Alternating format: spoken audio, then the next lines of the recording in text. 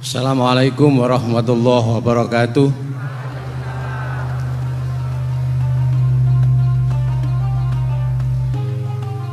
Yang saya ingin tanyakan kepada Gus Baha, saya itu sering ngaji lewat YouTube panjenengan Gus.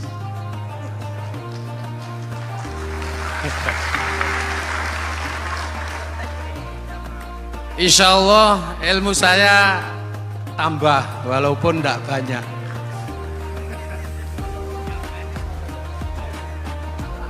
Yang saya tanyakan, nopo ilmu kula niki barokah?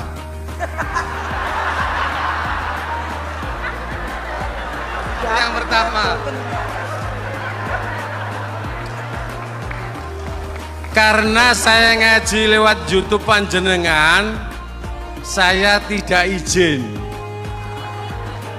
Untuk itu hari ini saya izin panjenengan. Mudah-mudahan ilmu ingkang saya dapat dari panjenengan niku saged barokah. Niku Gus. Terima kasih. Wassalamualaikum warahmatullahi wabarakatuh. Waalaikumsalam warahmatullahi wabarakatuh. Langsung mohon Gus nggih, yang satunya dulu. Ya Pak Haji. Oh gitu. Monggo Gus. Itu tetap barokah dan kebaikan itu mah nggak perlu minta izin. Kalau kebaikan minta izin jadi repot. Jadi kalau dalam kitab fikih disebut iktifaan bil izni syar'i, karena syarak akan selalu memberi izin sama kebaikan. Itu udah hanya masalah YouTube sampean. Tadi melihat wajah Gus Ali ibadah, pamit dulu. Nanti kalau ada orang alim lewat mau lihat juga pamit dulu. Lama-lama mau baca sholawat, ya Rasulullah pamit dulu mau baca sholawat. Jadi semua kebaikan itu cukup iktifaan bil izni syar'i. Ya jelas ini ya. Terima kasih. Jangan lupa pulsane tuku dhewe lek ndelok YouTube. Wifi-nya juga jangan nyolong. Harus passwordnya izin kepada yang punya wifi. Baru nanti 100% barokah. Mbak yang belakang bisa berdiri. Yang mau tanya tadi. Ya, silakan. Bismillahirrahmanirrahim. Assalamualaikum warahmatullahi wabarakatuh. Mohon izin Yai Gus, saya di sini mau tanya, selain sebagai pelajar santri, saya juga sebagai seorang mahasiswi di salah satu universitas di Surabaya. Yang saya tanyakan sebagai pemuda milenial, kita semua tahu bagaimana keadaan demokrasi negara Indonesia saat ini. Yang saya tanyakan, bentuk dari hubul waton minal iman. Hubul waton di sini, bolehkah saya sebagai seorang mahasiswi menyuarakan pendapat saya, berjuang bentuk ijtihad demi keadilan berupa demonstrasi?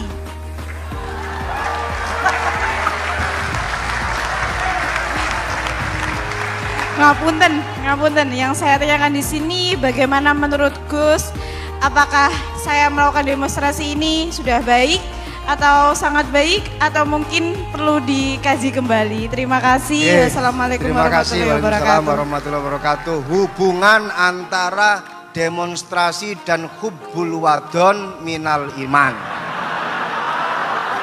Hah? Oh ya, hubbul wadon minal iman. Monggo Gus.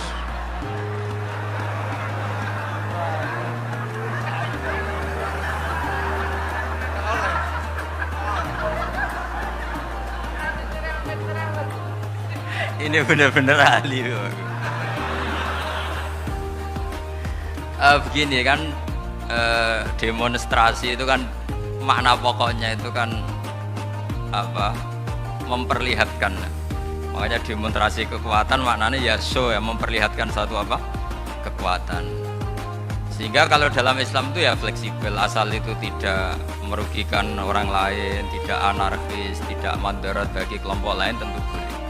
Bahkan kalau tidak apa menyuarakan suara kita tentu dengan cara-cara yang tetap Islami ya, itu malah kita disalahkan karena berarti tidak ikut bertanggung jawab terhadap proses bernegara. Tapi tentu disuarakan secara konstitusional dan secara baik.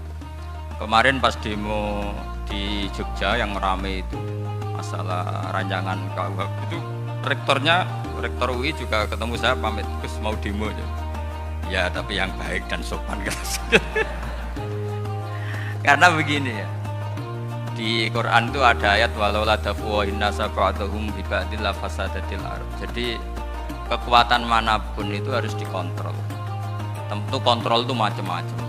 Tapi tentu saya ulang lagi, jangan anarkis, jangan melakukan sesuatu yang kontraproduktif. Jadi menurut saya pernah ditanya, Gus kalau pemerintah itu didukung 90% rakyatnya bagus enggak? Ya bagus, berarti presidennya hebat, didukung mayoritas rakyat. Kalau hanya 55 ya bagus, presidennya biar tahu, biar hati-hati karena dipilih separuh lebih sedikit gitu. Nah kok bagus semua? Ya emang harapan kita sama Allah semuanya baik semua kata saya gitu. Jadi susahnya apa sih kita melihat sesuatu itu asal agama ini kan gampang, asal tidak maksiat itu baik. Asal gak maksiat itu baik. Makhuyira Rasulullah bina amroini laktaro aisarohuma malam yakun isman. Jadi demo itu bukan, nah kalau demo yang diharamkan sebagian fatwanya ulama tentu yang maknanya yang anarkis. Kalau yang dihalalkan tentu maknanya yang tertib. Itu biasa dalam hukum fikih. Rasulullah ngendikan A, mahmalnya seperti ini. Rasulullah ngendikan B, mahmalnya seperti ini. Karena kadang ngendikane Nabi cara zahir itu berlawanan. Misalnya Nabi ditanya, amal paling baik apa ya Rasulullah? Nyaur utang gitu. Karena biasa yang ngemplang mungkin yang tanya itu tukang. Tapi kadang Nabi jawab birrul walidain. Kadang jawab as-sholat di awali waktiha. Karena penanyanya ini beda. Gimana? Ya, kita kok ora tahu sholat kata beliau. Kan gitu. Jadi ini penting saya utarakan karena zaman Nabi itu ya biasa Nabi misalnya ngendikan sesuatu itu. Terus ada juga sahabat yang memperlihatkan pendapatnya. Tapi tidak niat bantah. Masyhur itu dalam tarikh. Saya beri contoh yang masyhur itu. Nabi pernah sholat duhur itu 2 rakaat. Sebagian riwayat mengatakan asar, tapi yang lebih kuat itu duhur.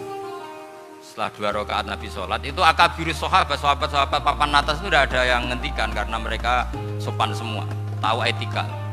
Setelah Nabi pulang sudah dekat pintu, ada sahabat yang berdiri. Ya Rasulullah, aku siroti sholatu amnasita. Ini sholat model kosor apa engkau lupa? Tapi sahabat yang nggak tanya ini niatnya malah lebih agak-agak buruk. Baguslah kalau sholat terbaru 2, berarti besok ya 2. Karena pakai teori nasah mansuh, berarti hukum itu pakai yang terbaru. Jadi gayanya tidak tanya, tapi lebih sama mungkin yang setuju undang-undang tadi ya tentang rumah tangga. Kalau istri nggak mau dikumpuli tetap dipaksa, nanti suaminya bisa dilaporkan pengadilan gitu. Saya pasti mikir saya bukan masalah pengadilannya, pasti istrinya cantik. Kalau jelek kan nggak mungkin dipaksa.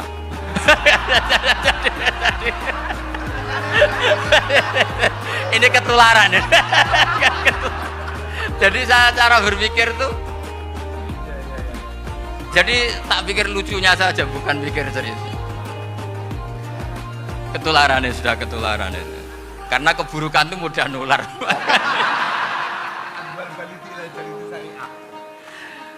Akhirnya Nabi kembali lagi. Enggak, kullu dzalika lam yakun, semua itu enggak terjadi. Tapi Nabi sebagai orang yang sangat, ya sebenarnya enggak boleh dibahasakan sangat demokratis, sangat bijak. Nabi kembali lagi ke mimbar terus tanya, ahakun maqalahu dzulyaten, apa betul yang dikatakan dzulyaten tadi? Kata sahabat semua betul ya Rasulullah, tadi engkau sholat hanya 2 rakaat. Nabi kemudian takbir lagi meneruskan 2 rakaat terus salam. Artinya kalau demonstrasi itu dengan makna mengutarakan pendapat dengan cara yang dijamin konstitusi, ya itu kan normal-normal saja, nggak ada masalah. Saya pernah dereno bapak, itu ada pertanyaan yang benar-benar mengusik saya. Ada orang miskin datang ke bapak, Pak Yai, jadi wong melarat itu ra enak. Sajane ya wis suwe dadi wong melarat ra enak. Itu pas Ramadan.